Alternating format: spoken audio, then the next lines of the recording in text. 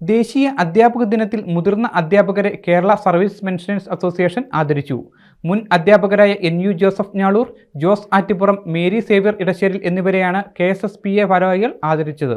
September 5 ദേശീയ അധ്യാപക ദിനമായി ആചരിക്കുന്നതിന്റെ ഭാഗമായിട്ടാണ് കേരള സർവീസ് പെൻഷനേഴ്സ് അസോസിയേഷൻ ഗുരുക്കന്മാരെ ആദരിച്ചത്.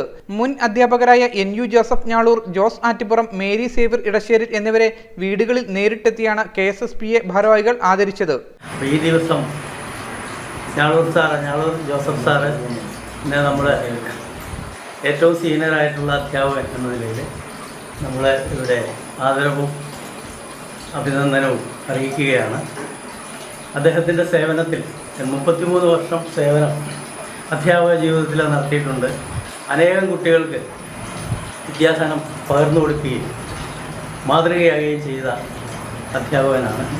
അദ്ദേഹത്തിന് എല്ലാ മംഗളങ്ങളും ആശംസകളും.